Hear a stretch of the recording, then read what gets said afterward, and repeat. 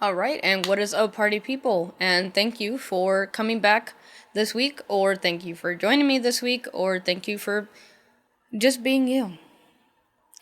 So, this week, I want to tackle kind of an interesting question and maybe kind of a triggering question, but I'd like to tackle it otherwise, nevertheless, and that is there any innovation left for Apple in terms of hardware? So, this question kind of came to me a while back, kind of when Apple started announcing their whole Apple subscription, their Apple One subscription. It kind of got me thinking. It seems to be kind of the consensus amongst most tech YouTubers and many tech news outlets that Apple's focus now is software. It's not so much hardware anymore. They're not trying to make the iPhone, the best phone out there in terms of hardware. And same, across any product lineup of theirs. They're not really trying to push the boundaries. They're not trying to create something completely new or, redesign or redefine any of these products. They're really just trying to just kind of do iterative updates on what has worked for so long because the focus isn't on the product anymore. The product is just an entryway into their ecosystem, into their software and their subscriptions. So that kind of begs the question then, is there any innovation left for Apple? And when I say Apple is no longer innovating on their products, that does not mean their products are not changing. That does not mean their products are not evolving. That does not mean that they are releasing the exact same thing every single year. What that means is that they're not pushing the boundaries. They're not first to get to these technologies. They are instead taking the approach of, if it ain't broke, don't fix it, and of sitting out new technologies, letting everybody else figure it out, everybody else experiment, everybody else perfect it, and then they come in and claim it for their own and pretend like no one ever did it before. If you look back on the iPhone was revolutionary for its time when it first came out. In 2007, there was nothing like the iPhone. Absolutely nothing like the iPhone. They completely redefined what it meant to be a smartphone with the touchscreen, with pinch to zoom, with probably a million other things that I'm not remembering right now. They redefined what a smartphone is. And they kept doing that for many, many, many years. It wasn't really until maybe 3 or 4 years ago that Samsung and other Android makers really started catching up to what Apple had made and started making a phone that was actually comparable to the performance and just the reliability that you got with Apple.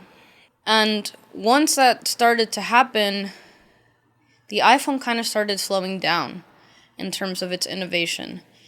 From the iPhone 10 all the way to this iPhone 12, there's not really all that much that's different. I mean, the 12 has the boxy design, and the cameras get better every year, but it's very small improvements. The screen looks pretty much the same. The sizes are pretty much the same. I mean, there's nothing crazy that's changed with the software. The software from now is, pretty much the same it's been since, like, iOS 7, pretty much. I mean, nothing fundamentally has changed. iOS 14 is a little different in that it did bring the widgets and the app drawer and all of these things, and it did change a little bit, but fundamentally, really, it just hasn't changed a whole lot.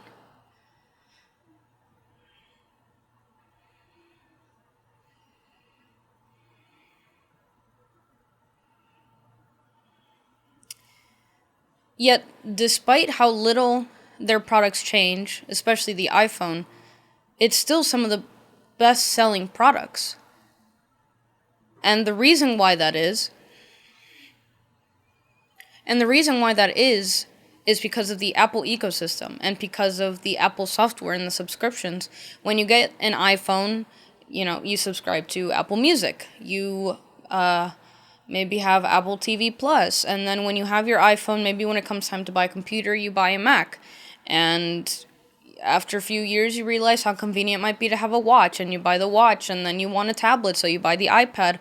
And over the years, you get sucked up into this ecosystem and this experience that it doesn't really matter what other phone makers are doing, or other computer makers, or other tablet makers, other smartwatch makers are doing, you want Apple because Apple is what works best with Apple. So even if the iPhone 12 isn't really a significant upgrade from your iPhone 10, if you need a new phone, you're going to get a new iPhone. I mean, there's nothing you can do because to break out of that mold is to break out of that ecosystem, and your phone will no longer work with all of the things that you have in your home. And not only that, I mean, subscriptions are getting more and more imprisoning in terms of, look at the Apple Card. The Apple Card is a literal credit card that is tied to your iPhone. There is no mobile app for it. There's no website for it. It lives in Apple Wallet, Apple Pay, whatever you want to call it, and will not leave there.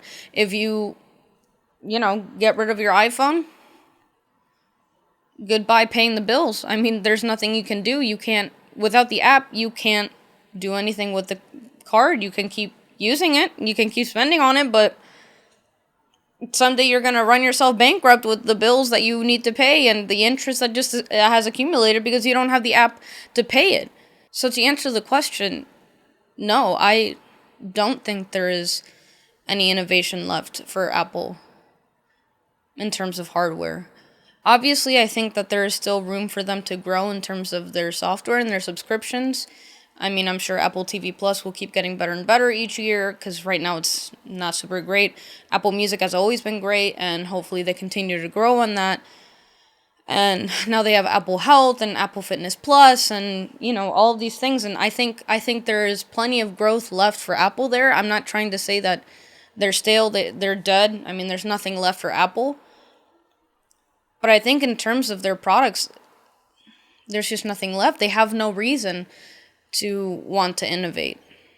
So those are my thoughts on kind of the current state of Apple and innovation for their products. It's kind of a short video this week, but it's just kind of been on my mind, and I thought maybe I'd make a video, just kind of get some thoughts out there, and I'd be more than interested to hear what all of you have to say about that, all of your thoughts and opinions and everything. So go ahead and, leave a comment down in the comment section. Let me know how you feel. Let me know if you agree, if you disagree, if you hate me for saying what I said. I'd like to hear all of it. So make sure to like, subscribe, hit that bell icon. Yeah. And let me know what you think. Alright, and thank you for watching, and I will see you next week. Please look out, I will be doing a review of the Galaxy S21 Ultra, which I received last week, so I'll be doing a 2-week review on that next week. Thanks, guys.